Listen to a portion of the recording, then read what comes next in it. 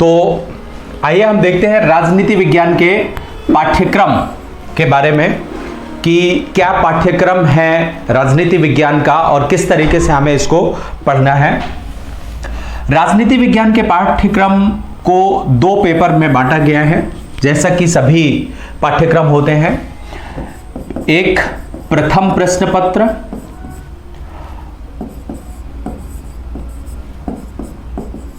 और दूसरा द्वितीय प्रश्न पत्र।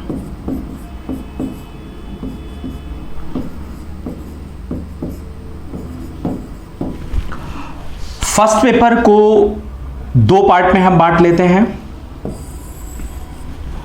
एक होता है राजनीतिक चिंतन एवं सिद्धांत,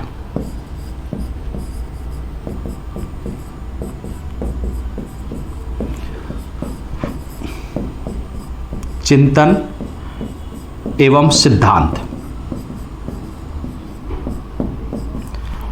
और एक है भारतीय संविधान एवं राज्य व्यवस्था, संविधान एवं राज्य व्यवस्था।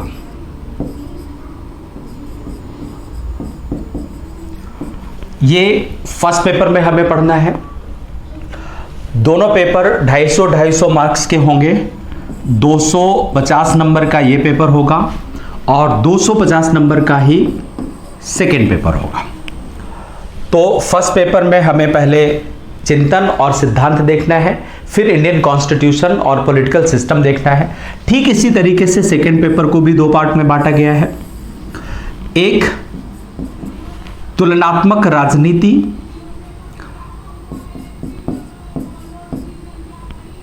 तुलनात्मक राजनीति, और एक भारत और विश्व।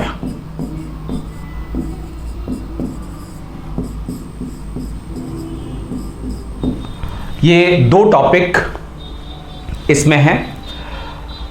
अब चूंकि ये 4 टॉपिक हो जाते हैं तो स्वभावतः 125 मार्क्स के लगभग इन टॉपिक्स को बांटा गया है।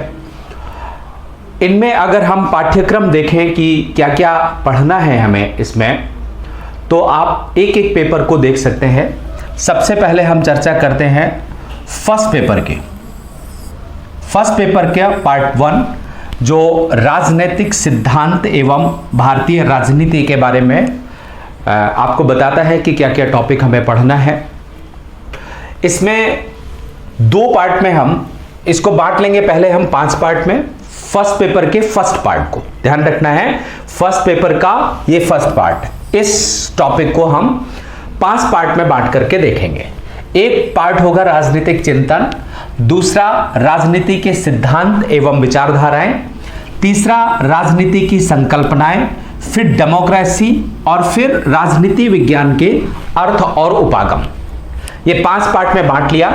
सबसे पहले देखते हैं हम कि राजनीतिक चिंतन में क्या क्या पढ़ना है हमें। प्लेटो, अरस्तु, मैकियावेली, हॉब्स, लॉक, मिल, मार्क्स, ग्राम्स्की, हन्ना अरेंट। ये आप देख रहे हैं कि लगभग 9 विचारक हैं जो पढ़ने हैं हमें यहां पर। पहले इन 9 विचारकों में आपके एथिक्स वाले पोर्शन में, जो जनरल स्टडी का एथिक्स पोर्शन है, उसमें प्लेटो, अरस्तु आपको काम में आएंगे। इसके बाद lock, John Stuart Mill, marks.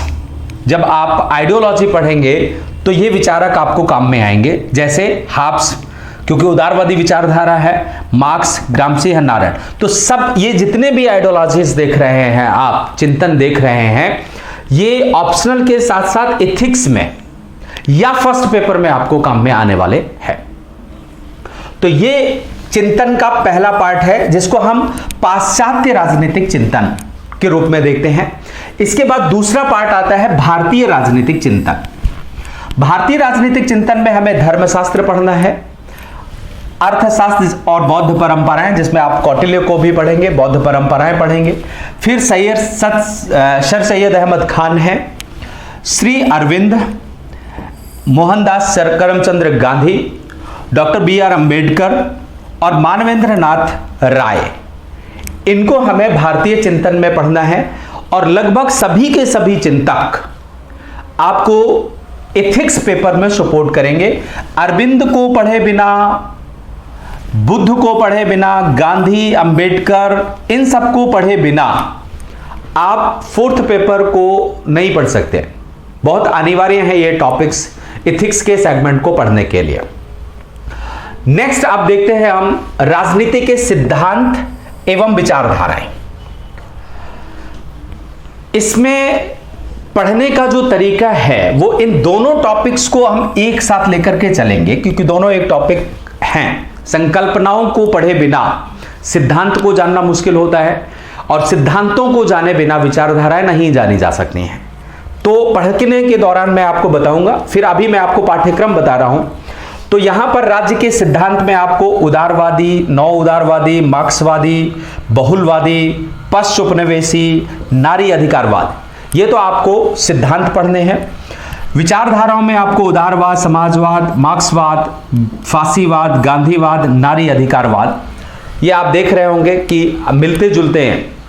तो संकल्पनाओं से सिद्धांत बनते हैं, सिद्धांतों से विचारधाराएं बनती हैं। तो ये टॉपिक एक जैसे आ जाते हैं।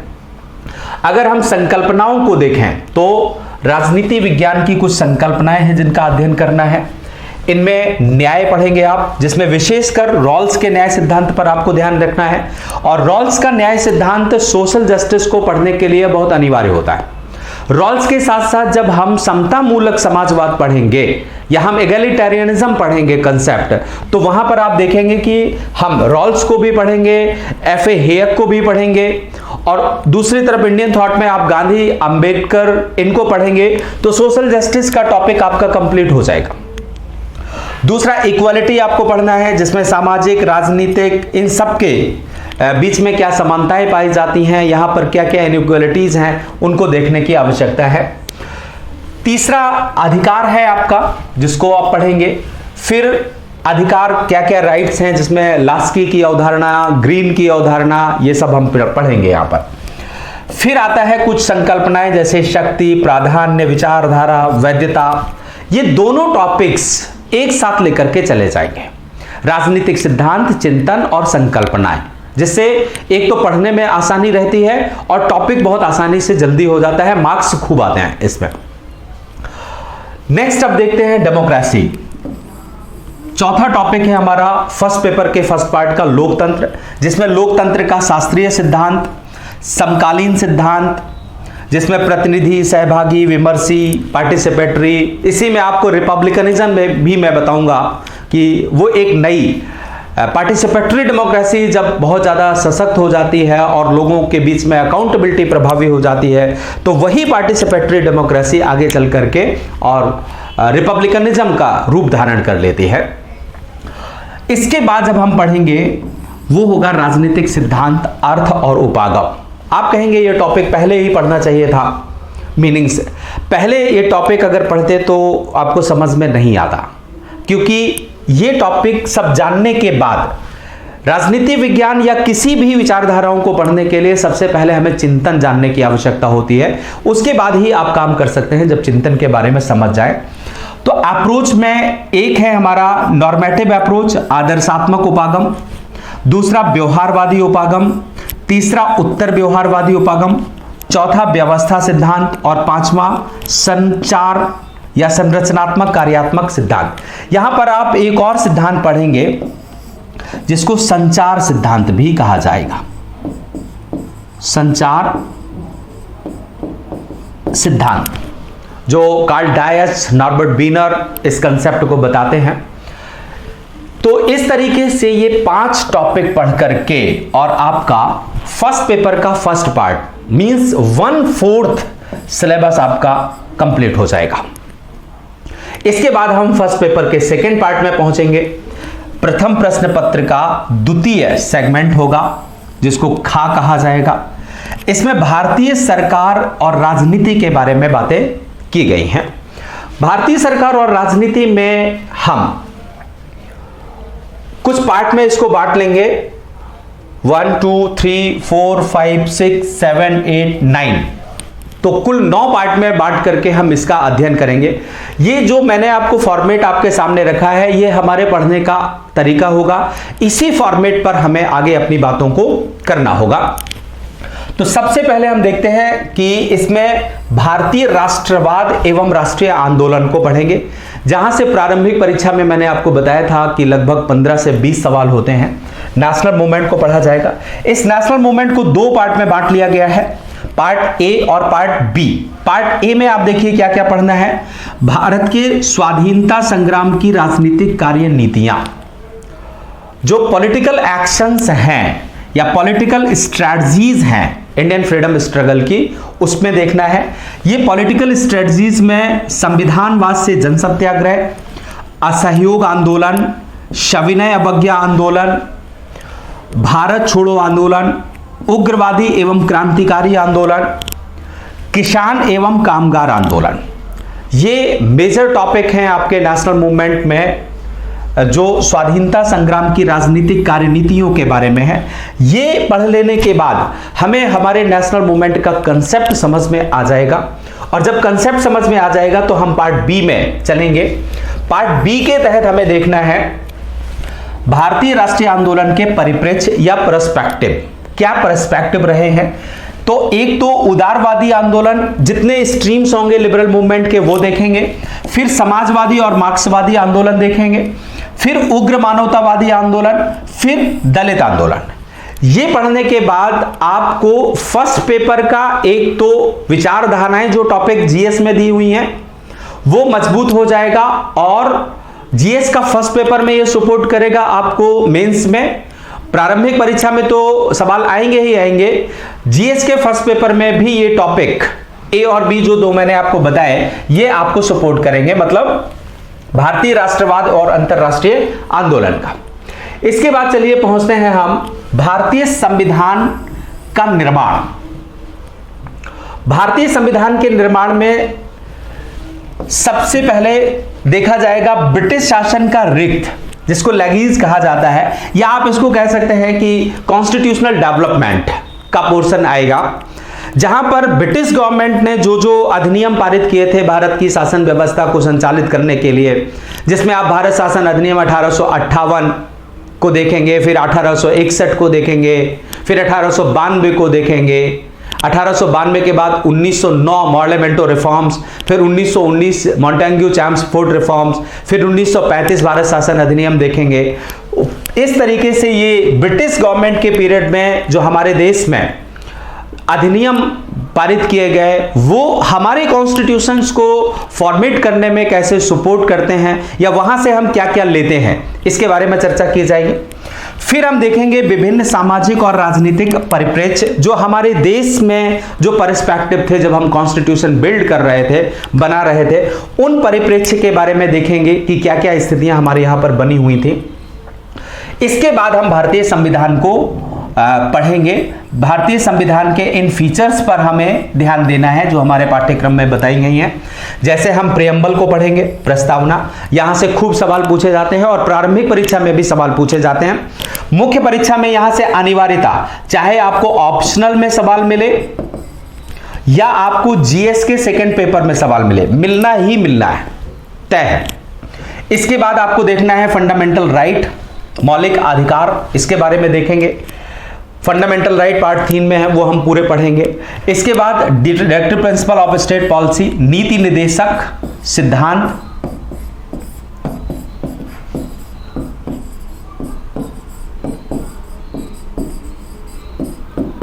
इनको देखा जाएगा।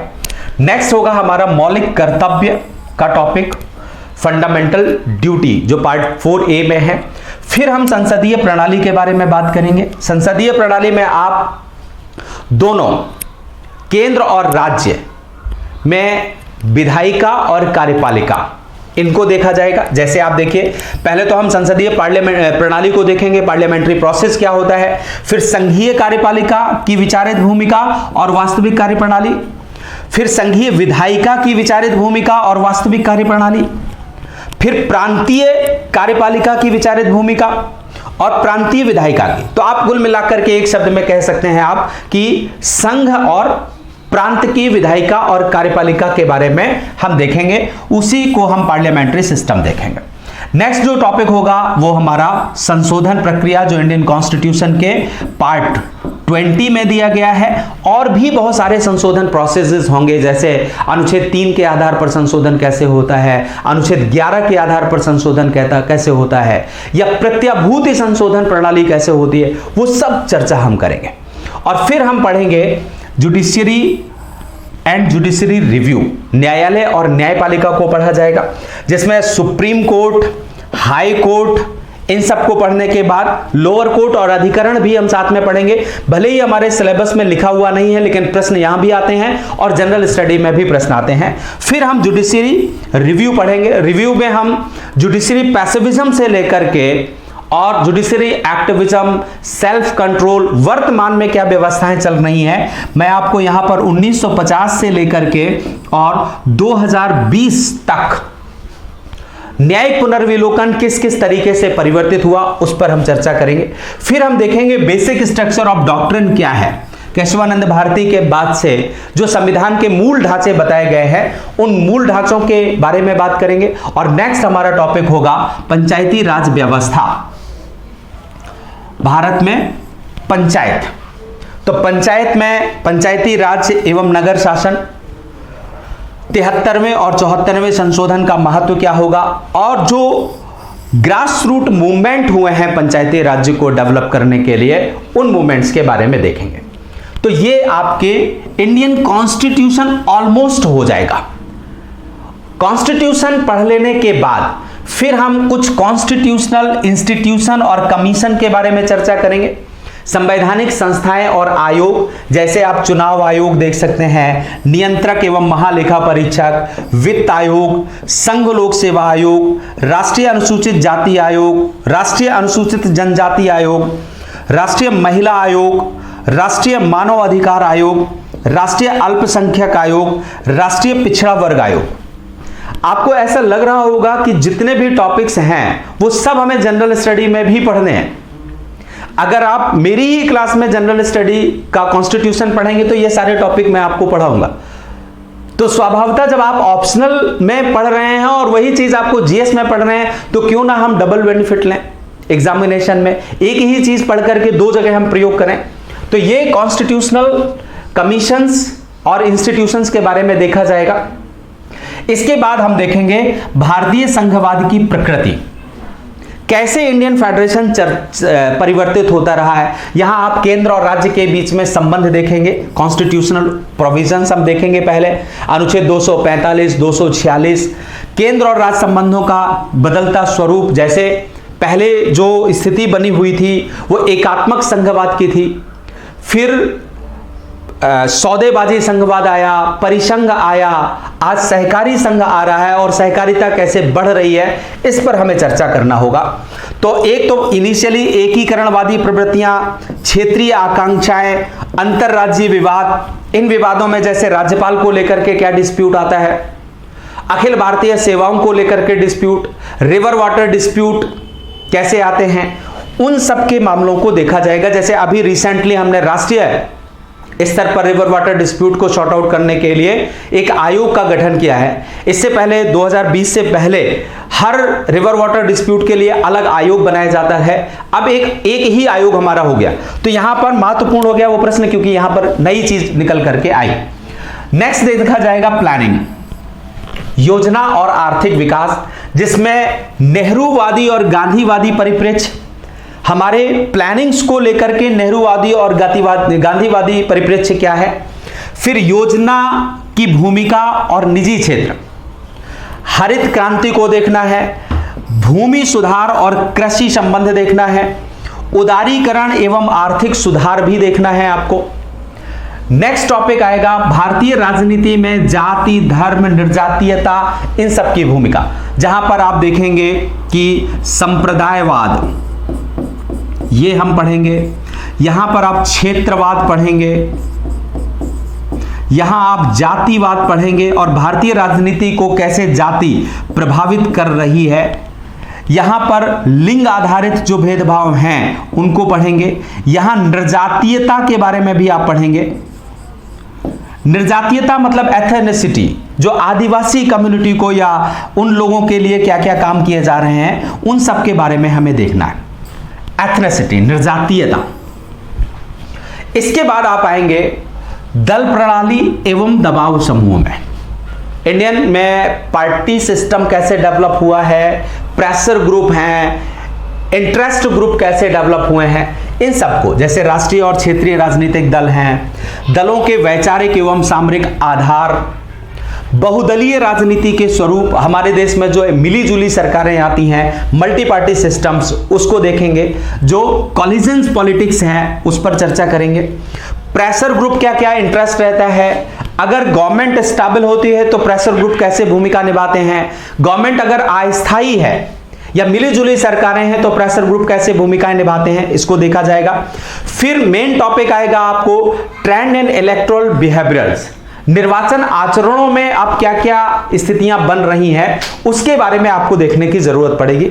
फिर विधायकों के बदलते सामाजिक स्वरूप क्या हैं उनको देखा जाएगा। आजकल कैसे जो हमारा लेजिस्लेटर हैं वो किस तरीके से परिवर्तित हो रहे हैं, ये पढ़ने के बाद हमारा आखिरी टॉपिक होगा फर्स्ट पेपर का, वो होगा भारत में सामाजिक आंदोलन, जिसमें नागरिक स्वतंत्रताएं, मानव अधिकार आंदोलन, महिला आंदोलन, पर्यावरण आंदोलन, ये आप पढ़ेंगे। तो इस तरीके से हमारा जो फर्स्ट पेपर होगा वो पूरा कंप्लीट हो जाएगा। नेक्स्ट फिर हम पढ़ना शुरू करेंगे अपना सेकेंड पेपर। सेकेंड पेपर में आप तुलनात्मक राजनीति और अंतरराष्ट्रीय संबंधों के बारे में विचार करेंगे।